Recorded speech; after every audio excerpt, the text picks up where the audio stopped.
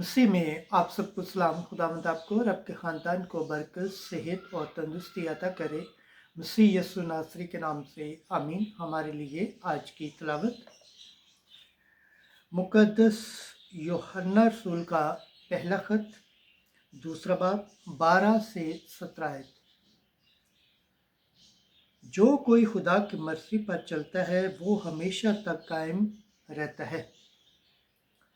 खुदा बाप, बेटे और रूह कुद्दस के नाम से आमीन। ऐ बच्चों, मैं तुम्हें इसलिए लिखता हूँ कि तुम्हारे गुनाह उसके नाम के सबब से मुआफ़ हुए। ऐ वालिदो, मैं तुम्हें इसलिए लिखता हूँ कि तुमने उसे पहचान लिया है जो शुरू से है।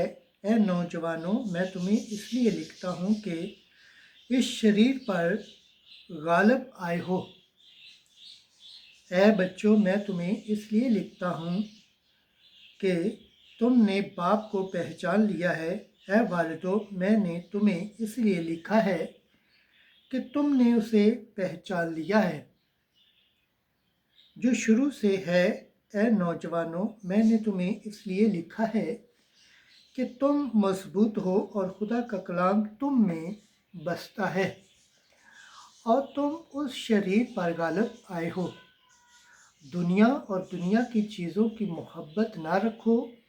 जो कोई दुनिया की मोहब्बत रखता है उसमें बाप की मोहब्बत नहीं, क्योंकि जो कुछ दुनिया में है वो जिस्म की ख्वाहिश और आंखों की ख्वाहिश और ज़िंदगी की मगरूरी है, वो बाप से नहीं बल्कि दुनिया से है।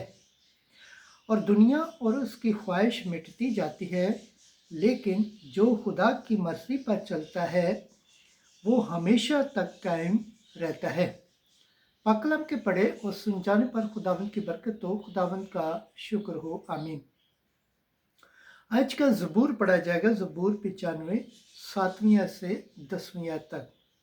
जमाती जवाब। अफला खुश हूँ और ज़मीन शादमानी करे।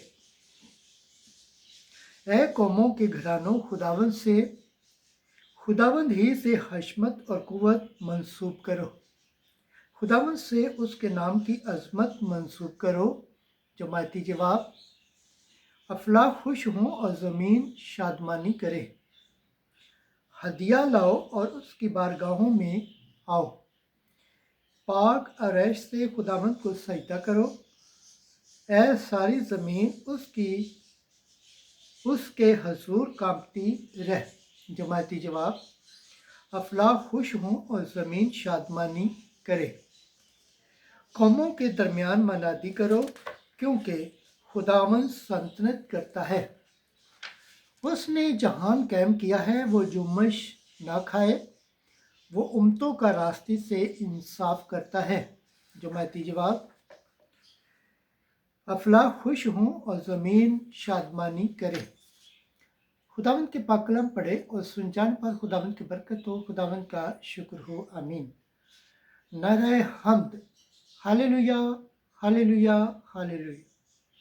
गुज़श्ता ज़माने में खुदा ने आबाओ अजदाद से वक्त बा वक्त और तरह ब तरह अंबिया की मार्फत कलाम करके इन आखिरी अयाम में हमसे बेटे की मार्फत कलाम किया। हालेलुया।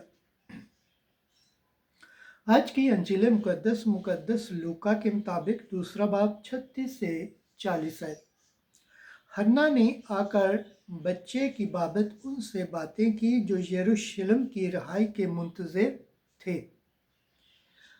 उन दिनों में आशिर के कबीला में से हन्ना बैते फलियर एक नबिया थी।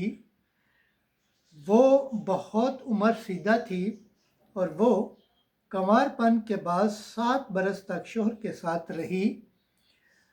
अब वो बेवा 84 बरस की थी और हैकल से जुदा ना होती थी, बल्कि रोज़ों और नमाज़ों के साथ रात दिन बंदगी करती रहती थी।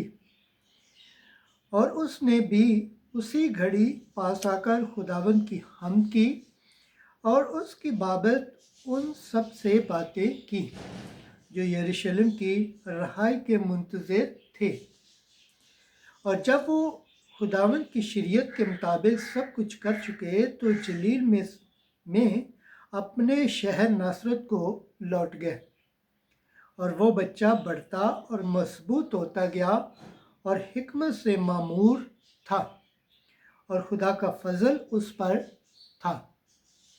अंजिल मुक़द्दस के सिला से हमारे गुनाह माफ़ किए जाए। MC तेरी सताइश हो। खुदावंद के पाक कलाम पढ़े और सुन जाने पर खुदावंद की बरकत हो। खुदावंद का शुक्र हो। आमीन।